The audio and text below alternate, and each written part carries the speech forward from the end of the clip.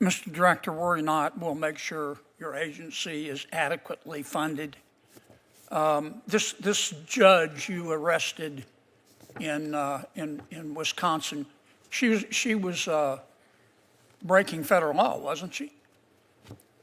Yes, that's why we arrested her. She was helping an illegal immigrant escape being taken into custody. Is that right?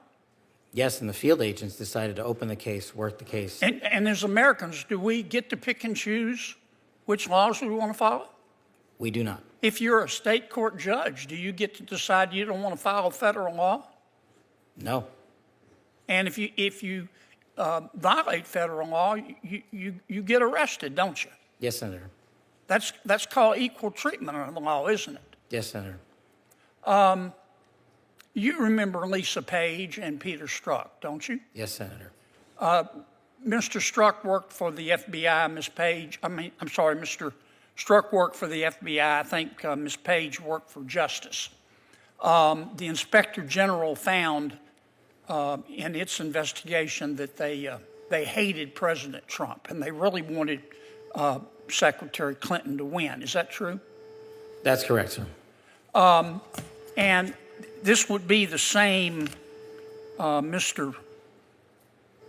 same Ms. Page who sent an email to Mr. Strzok with whom she was having an affair. Trump's not ever going to become president, right? Right? And Mr. Strzok with the FBI, senior official at the FBI replied, quote, no, he won't. We'll stop it.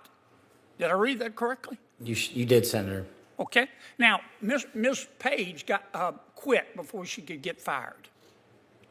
Mr. Strzok was fired. And predictably, they filed a lawsuit because in Washington, it's easier to divorce your spouse than it is to fire a federal employee. Why did the FBI give Mr. Strzok $1.2 million and Ms. Page $800,000 to settle a lawsuit? Senator, I do not know that settlement was reached in the prior administration. Who made the decision? The prior Department of Justice. Who in the prior Department of Justice? The settlement for that kind of case can only come from the Attorney General, which would be Attorney General Merrick Garland. So the Attorney General decided to give Mr. Strzok $1.2 million and Ms. Page $800,000 after they were fired after actively interfering in the 2016 election. Is that right? My understanding is that was a settlement they agreed to. Pass me the sick bucket, please. The Hunter Biden laptop.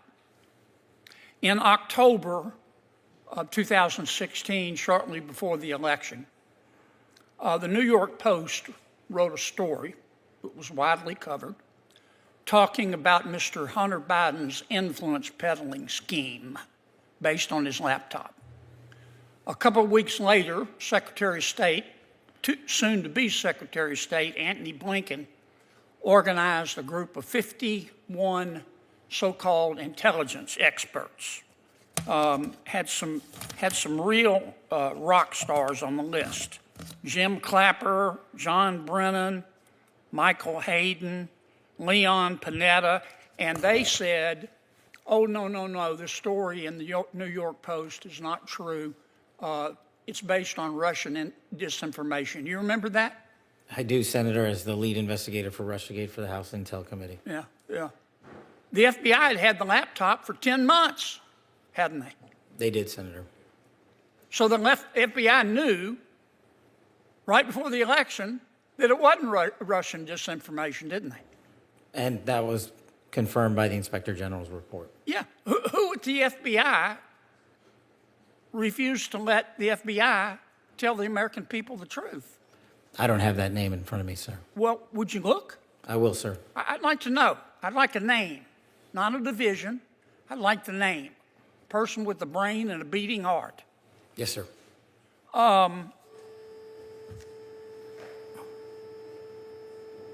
Did Jeffrey Epstein hang himself or did somebody kill him? Senator, I believe he hung himself in a cell in the Metropolitan Detention Center. Are you going to release all the information about that? Senator, we are working through that right now with the Department of Justice. When do you think you'll have it done, Cash? I think in the near future, sir. Like before I die? Senator, we've been working on that, and we're doing it in a way that protects victims and also doesn't put out into the ether information that is irrelevant for production of the public, such as CSAM. Thank you, Mr. Chairman.